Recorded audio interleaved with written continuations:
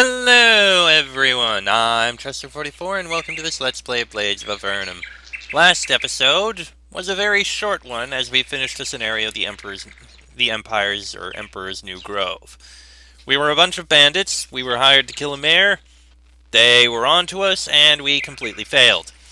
So, time for the next scenario. Also made by this person, Nikki, which happens to be the Eternal. Don't blink. Don't even blink. Blink and you're dead. Don't turn your back, don't look away, and don't blink. The heavy drumming of rain, like 1,000 fingertips on your cheek, wakes you. Slowly, painfully, you get to your feet and brush yourself off. The last thing you remember is steering your small boat too close to an uncharted island before hitting a bunch of rocks. The strong winds had carried you a little further than you intended to go, and the currents quickly took over. Amazingly, though, you survived. After realizing you were going down, you steered right for the island, but a strong gust struck, knocking you into more rocks and throwing you overboard. Yet you were lucky, and here you are, soaking wet and on an empty island, but safe. For now, still aching from your journey through the crashing ocean, you look around for shelter. As you turn around to the east, you spot something you weren't quite expecting. A small building, built of stone and intact. It looks old, but sturdy and well built. Weird. The island isn't marked as inhabited on your maps. That was why you moved closer for a look in the first place. You wonder who lives here, and more importantly, if they're friendly. Ooh! These are some new assets.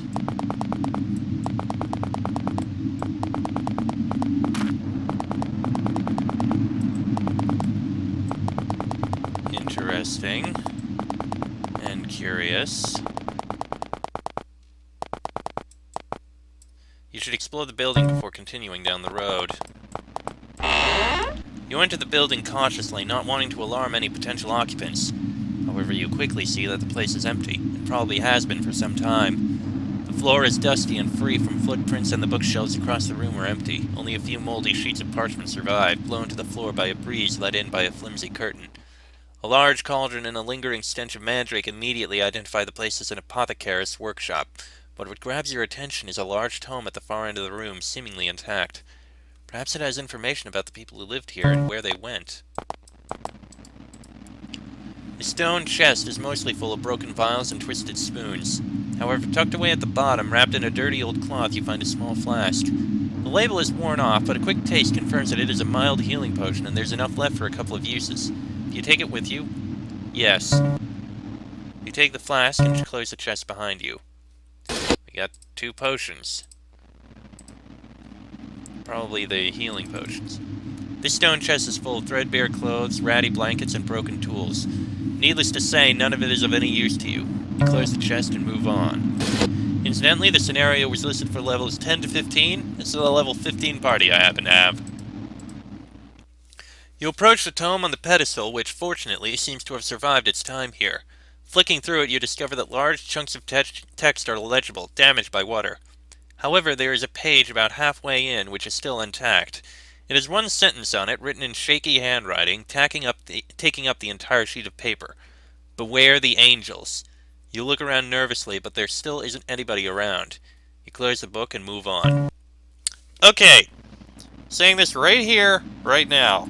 I know exactly what they're referencing.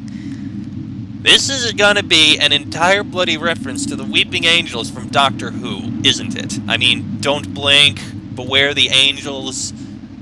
It's pretty obvious. However, I have never really watched any Doctor Who. I only know this, as the kind of person who hears about these things and just takes in information. I know what they are, I know the whole deal with them, but I have never watched the episode, never seen Doctor Who, so yeah. If there's references to it that I'm going to miss, that is why. This must have been the bedroom for whoever lived here. 2 beds are pushed against the far wall, still tidily made up.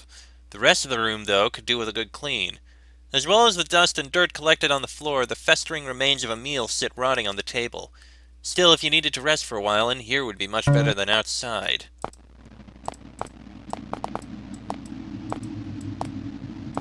Okay, then. You approach the beds. If you needed to rest, they look comfortable and sturdy enough to get the job done, and you wouldn't be out in the rain. Do you wish to rest? No, move on. You decide against sleeping on the old, probably moldy beds and move on. Suddenly you stop. On the road ahead you spot a statue shaped like an angel. It is facing you but has its eyes covered. You approach it slowly, keeping your eyes on it, trying to remember if it was there before. You turn around to look back at the coast, and when you turn back, the angel has vanished, as if into thin air. But that's impossible. You look around again trying to spot it, but it's as if the statue were never there. As you try to make sense of it, you recall what you saw in the book just now. Beware the angels. Letting your hands rest on your weapons, you move on, alert and watchful. One thing I will say, I'm very interested to see how you treat the fact that you can't look away from them. As you continue down this path, it strikes you that you haven't heard any bird song or seen any wild animals during your short time here. In fact, you've seen no sign at all that there's anything alive on the island. It's not even as if they died either. There are no bones or corpses. It's as if they've just vanished. There is somebody on the island, though, you're sure of it. The angel you saw just now couldn't have moved on its own, which means somebody placed it there and then took it away. You wonder who it was, though, and why. Perhaps you'll find answers somewhere else. Hopefully you'll find a way off the island, too. Well, we haven't quite reached the level of, we're all gonna die! But, oh, this is a small island. You emerge from the thick forest that cover the island into a small town. Strong stone buildings stand amongst the trees, and a small lake catches the falling rain, filling the air with a gentle hiss. Looking around, you once again fail to spot any kind of living creature, human or otherwise, and the sound of the cutting wind carries no bird song. Up ahead, though, you spot an obelisk by the side of the road. You have to strain a little, but you can just make out what it says. It carries no greeting, no town name. Instead, it has 5 words scratched into it on all sides. Don't blink, watch the statues. Keeping your hand close to your weapon, you march on. Maybe you'll find some sort of clue as to what in the world is going on further in.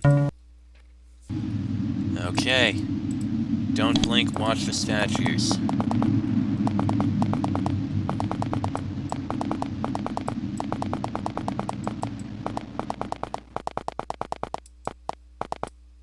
Oh wait, there's not a way around it. Okay. As you round this corner, you come face to face with another statue of an angel. The closed portcullis sits between you and it. Remembering what the sign at the other end of the town said, you keep your eyes firmly on it. It seems to be covering its eyes with an arm for some reason, but its other hand is pointing in your direction. At first you think it's pointing at you. Your pulse quickens and you reach for your weapon. However, you realize that it's pointing behind you instead. You quickly flash your eyes behind you and spot a large building atop a small hill. Puzzled, you turn back to the statue, but it's gone. You only let it out of your sight for a moment. That's impossible. You look around. The portcullis must be controlled from somewhere nearby, and sure enough, you spot a wheel in the nearby guard post that looks promising. Trying that first seems obvious, but if that doesn't work, you'll probably have to go to the building the angel pointed out. And hope it's not a trap. We'll be looking around in all of these buildings.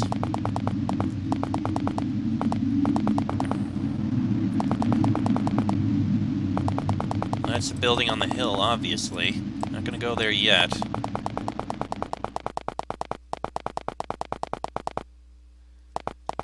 Okay. You enter this small building, which is unmistakably a small blacksmith's workshop.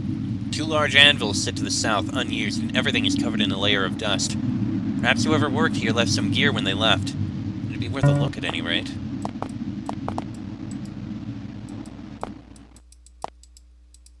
This fire pit is full of coal, all completely cold.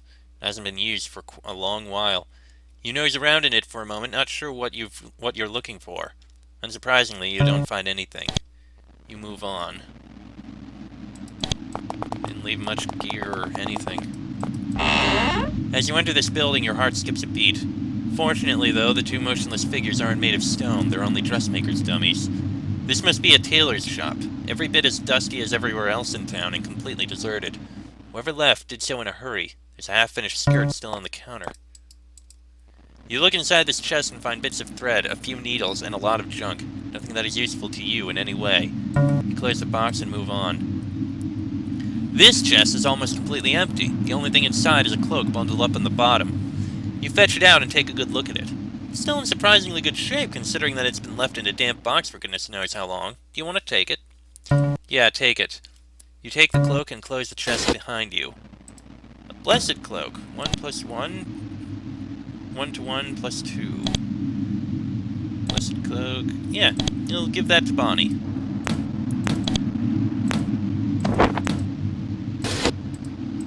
Okay, that's a tailor's shop. This looks like it was someone's house. This box contains a wide collection of personal items. Combs, books, underwear, coin purses, sorts of things which aren't particularly useful to you right now. You are already wearing underwear, for example. You close the chest and move on. Okay. You enter this large building, most probably a bar or pub. Various flagons and uncorked bottles line the tables, their contents now dust and their drinkers gone. The floor is covered with dust and rubbish, broken plates, cutlery, and food wrappings. It's almost as if everybody just got up and left, leaving everything behind. Curiously, you notice that a number of torches hang from the wall, still lit. You blow on one of them, but the flame doesn't go out. They must be enchanted somehow, which would explain why they kept burning for so long. Clearly, whatever people built this place were skilled in the magical arts. I wonder again where they went.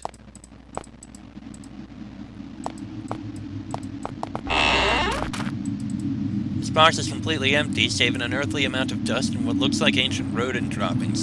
Close the lid and move on. This box, you would guess, once contained several sacks of fine meal. Now all that is left are a few threadbare sacks and the lingering smell of flour and dough. Close the box and move on. These cauldrons are empty apart from a nasty brown sludge in the bottom of them. You dread to think what it was before it rotted away to what you see now. Needless to say, you don't serve any up for yourself.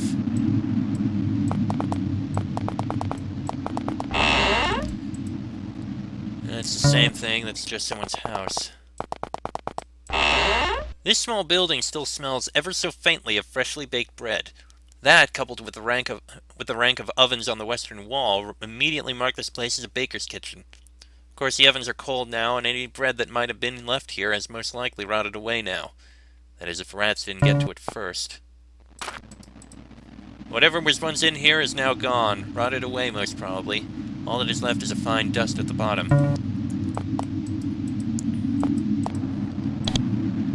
Gloves. Nice that there's a pair of gloves in here. Whatever was once in here is now... Okay, same thing. Same thing. Okay. And that's the house. Alright.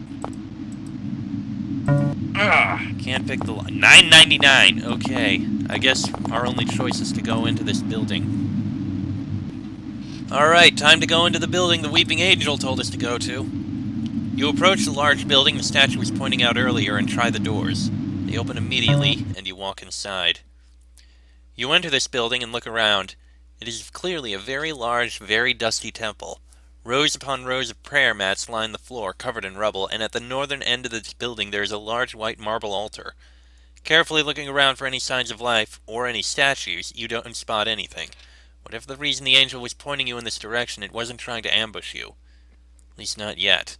You keep your hand near your weapon just in case and slowly move forward.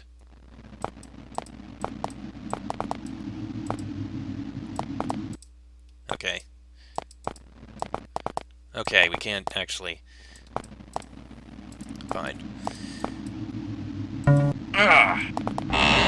You enter the small chamber and are taken aback by the splendor of the decoration. Whilst the room is every bit as dusty as the rest of the temple, it is still clear that a great deal of effort went into the building and decoration of this room. At the far end of the room, there is a simple stone sarcophagus tightly sealed.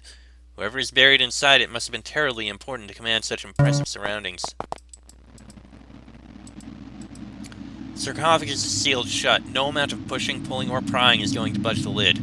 After a couple of minutes of fruitless work, you leave it alone.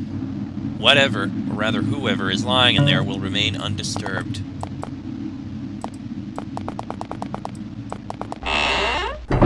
As you approach the altar, you hear a door opening behind you. As you spin around, it slams shut.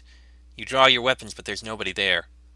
Oddly, the doors you came through into the temple are still open. Spooked, you turn back to the altar, keeping your weapons close to your hands. I think I know what that was. That was this door. As you enter this small room, your heart stops. 4 large statues stand against the walls facing out. You frantically try to watch as many of them as you can, and not wanting to let any of them disappear.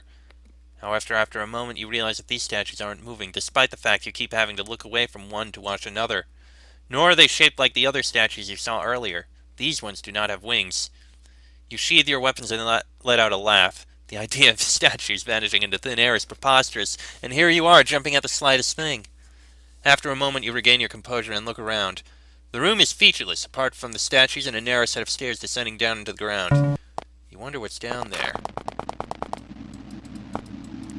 You draw close to the temple's altar. It is still quite impressive even after years of neglect. You can only imagine how awe-inspiring it once was. The white marble stone doesn't appear to be enchanted in any way, but it provides a strong focal point. Okay, so what's down here? After a short climb, you emerge into a small, musty-smelling chamber. Despite being underground, the room is well lit. A torch hangs on the wall, still burning brightly after all these years. As you step away from the ladder, you hear a crash from above, and what little light was filtering down from the temple disappears. Looks as though your route out has been blocked. There's no way but forward.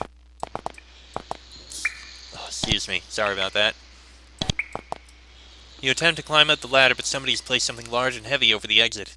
You won't be able to get out of this way right now. Can't go in there.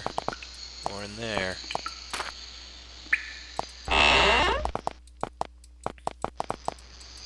As you're walking down this tunnel, you hear a crashing sound from behind you.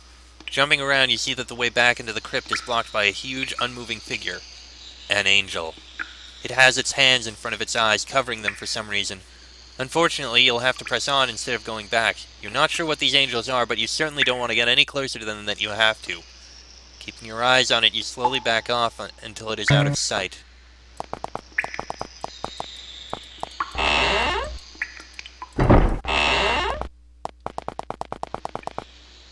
You shake your head slightly to clear it. You're sure that you can hear something up ahead, but you can't quite make out what. Moving further into the cavern, you cock your head to one side and listen intently. You can just about make out a rasping, syncopated sound ahead. If it's speaking, it's not in a language you understand. Perhaps, though, up ahead is a survivor. Somebody who can tell you what happened to the people here, and what exactly those angel statues are.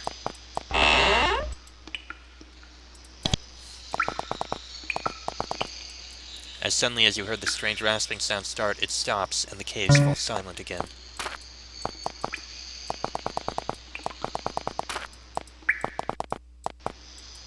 Once again, as you're traveling further into the cave, you hear a noise behind you. As you turn around, you see another statue on the path behind you. However, there's something different about this one. All the other angels you have been seen have been shielding their eyes. This one is not. You stare into its lifeless eyes and feel dread. It is completely empty. It seems to be sucking in the warmth and light around it. You shudder and let your gaze slip for a moment. Quickly, just a split second later, you look back up at the statue. It's moved closer. A lot closer. It's as if they can only move when they aren't being observed. The warning you read earlier when entering the town above comes flying back to you. Don't blink. Keeping your eyes fixed on the statue, you back away and around the corner until you can no longer see it.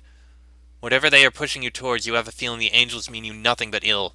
Swallowing hard, you move on, more alert than before. The stone chest is mostly full of broken tools and other assorted rubbish. However, tucked away at the bottom, wrapped in a dirty old cloth, you find a small crystal. You lift it out and look it over. It feels warm to the touch and vibrates slightly in your hand. It must be a shattering stone, a powerful device capable of smashing down unstable walls. Yeah, take it. The stone chest is empty apart from a few broken tools and old lamp casings. Needless to say, none of it is of any use to you. You close the chest and move on. You climb this long, wide gallery which gently slopes up to the south. At the far end of the cave, you can see a bunch of crystal formations circling a much taller, more impressive crystal spire. As you draw closer to it, the rasping sound you heard earlier returns, and you hear movement back in the caves you had just passed through. Whatever the angel's reason for bringing you here, you suspect it involves this chamber. You ready your weapon and continue forward. Alright, let's go forward. Suddenly the rasping starts again, louder than before, and this time in your own language. You have come. Nobody has come for me. many years, the cavern and island above were barren, empty. You have come. You wait for a moment to see if it says anything else, but it just repeats itself. Who are you? We are the Eternal, older than these caves, older than the ocean. Once we were many, now but a few, starved to death here in this place. This place you have come to is a prison, our prison, but you will free us. As the voice grates on, you notice that two of the angel statues have moved behind you, blocking your retreat. A prison. You're convicts. The rasping stops for a moment before splitting out two words. Yes. Murderers. You still didn't tell us who you are. We are the Eternal. We are the stone around you, the dust in the air. We are old and survive through hiding. The angels you see behind you are our form when we are observed. To be looked upon locks us in stone. It is a blessing. It is impossible to kill a stone. And then when your back is turned, we move. We become free and fast and deadly. We feed upon you. Not you, but others. Not us? No. You will free us from this prison. For this we will spare you. We are trapped on this island, trapped by the crystal before you. As long as it remains, so must we. You will break it for us. Why can't you break it? The rock lives. To approach it would freeze us as statues. So you can't be seen at all, not even by yourselves. There is a long silence. Finally, the voice responds. No. To look upon ourselves or others like us would freeze us into stone. Enough. We have waited centuries. We have stripped the island of flesh. Free us and we will feed. And if we don't? You will die. We will tear you, bleed you, feast upon you. You can watch some of us, but not all. You will free us. The voice grows silent. You suspect you don't have any choice in the matter. Hopefully once you break the large crystal spire, the Eternal will keep their word and spare you. You approach the large crystal spire. If it is alive, like the voice said earlier, it certainly doesn't show it. As you walk around it, inspecting it, you realize that one well-aimed blow with your weapon would be enough to shatter it. Of course, once you do, you'll have freed the angels from their imprisonment here. What do you wish to do? Leave it alone. You decide not to smash the crystal. There's no knowing what will happen if you do. The two angel statues to the north glare at you, blocking the path to the surface of the island. You won't be able to pass them without taking your eyes off them, at which time you'll have to smash the crystal and hope you're not double-crossed.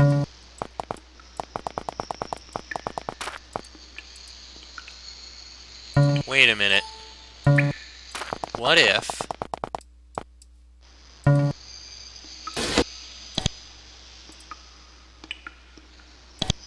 No, not that. Shattering crystal. Didn't do anything. Okay. I don't want to lose the shattering crystal. It's a precious thing. We may have been given it for a reason. Please hold. Alright, so we don't have any choice here. Smash the crystal. You raise your weapon and strike the crystal as hard as you can. It shatters immediately, sending fragments of rock all over you.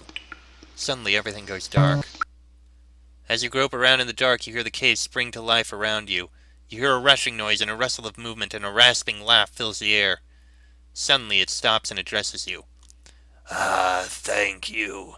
Freedom at last. And as a reward, we will try to be gentle as we feast upon you. You frantically look around, but the cave is too dark to see anything. You need to get out of here, and quickly. As you stumble through the dark, you feel something smash into you, throwing you off balance. You quickly struggle back up to your feet and swing your weapon around, but fail to connect with anything.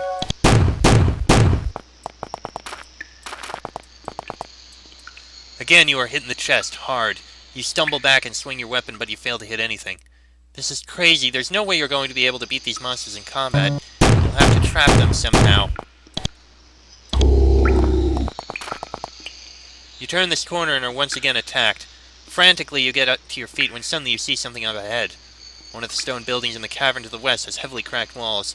If you could get inside and get the angels to follow you, you might be able to bring the walls down and trick them into looking at each other. However, you would have to make sure you could smash the walls before you entered the small building. There would be no way back out without the angels getting to you. Well, we have moved mountains, but that is what we're going to have to do. You rush inside this small crypt and back up against the wall, keeping your eyes fixed on the doorway. Almost immediately, you hear the angels slamming themselves against crumbling walls outside. If you had some way to destroy the walls, you'd be able to trick the angels into facing each other, trapping them as statues forever.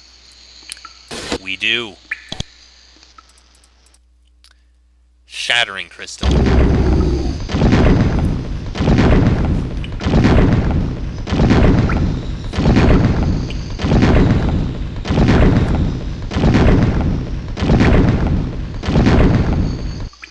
As the walls tumble around you, the ceiling collapses, raining rubble down onto the floor and onto you.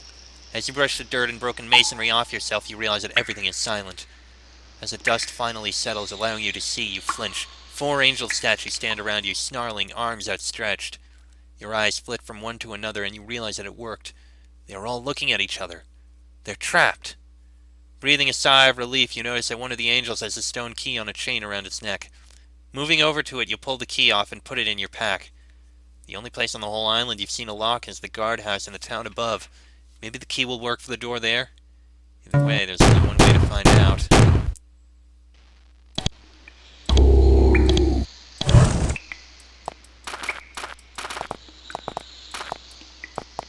Well, at least that worked. You run into the crypt and breathe in heavily. The angels are stuck and you're safe, if a little bruised. You examine the key you took from around one of the angels' neck. Doesn't appear special in any way, but you have a feeling it'll get you past the portcullis in the town above.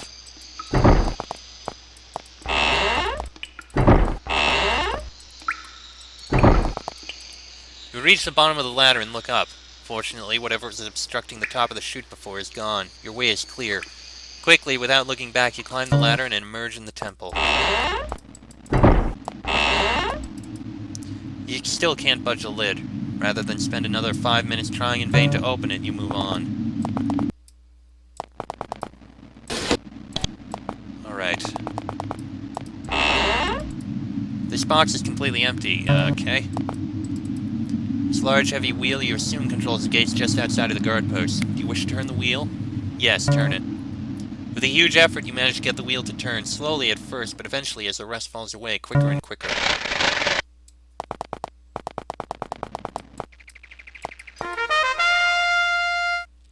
You emerge from the forest into a small clearing. Looking around, the place is silent, damp, and free from any angels. Up ahead to the east, you can see a small dock, and you can hardly believe your luck. Tied up to the end of the pier is a rickety-looking but still floating boat. You might finally be able to get off this island and back to civilization. This obelisk has been worn completely smooth.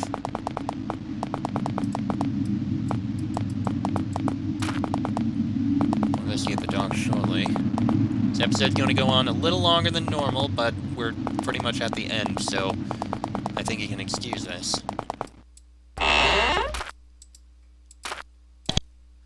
Cloak. Replace the old cloak, because I like that kind of cloak.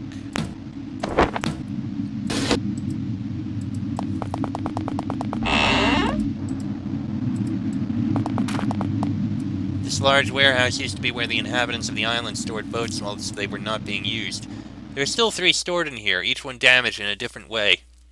You wonder why, if these people were capable of leaving the island, nobody knew that the place was inhabited. Oh well, that's a question for another time. Right now, you just want to leave this place as soon as you can. The stone chest is full of threadbare clothes, ratty blankets, and broken tools. Needless to say, none of it is of any use to you. Close the chest and move on. You walk to the end of this old wooden dock to where the small boat is tied up. While this boat is small, it looks sturdy enough to take you to the nearest port. It was built well, and the sea has calmed down from when you were shipwrecked here. Do you wish to leave this island? Yes, I'm ready to leave. You You climb inside the boat and cut the line tying you to the pier. Pushing off, you watch as the island grows further and further away until finally you turn away and face the way you're going. Although you know that the Eternal are trapped below the island, you still don't feel comfortable with your back to them.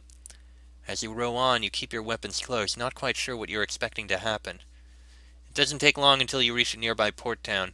As you climb out of the old wooden craft, you come face to face with a large statue watching out over the sea. Freezing, you grab your weapons and stare at it. Panicking, you look around and see that everybody is staring at you. You try to explain, but nothing comes out. Slowly, you would let your weapons drop from your hands and slide to the floor, exhausted. Somebody walks up to you and after helping you to your feet takes you to a nearby inn. As you sit, you begin talking, pouring out everything that's happened over the last few days. As you finish, there is a deathly silence until somebody starts clapping. The applause spreads, and soon people bring you round after round of drinks in the hope of getting another story out of you. Bewildered, you make your excuses and leave, nervously edging your way past a short statue on the way out. You wonder if anybody will ever understand what happened on that island, but you've done all you can. After a couple of days' rest, you leave the town and go in search of more adventure. As you leave, you watch the statues and remember the mantra you saw on the island. Don't blink. Don't even blink. If you could, you'd never blink again. The end. And that is the end of that scenario. Yeah, that was a reference. Clear and blatant reference, but that at least I knew how to get.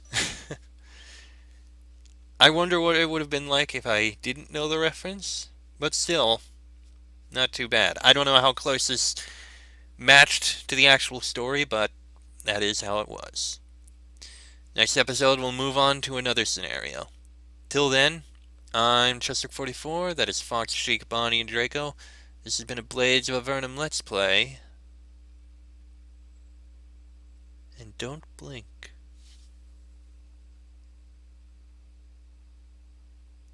Ever.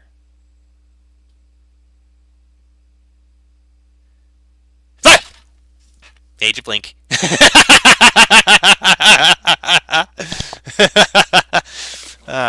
Couldn't resist.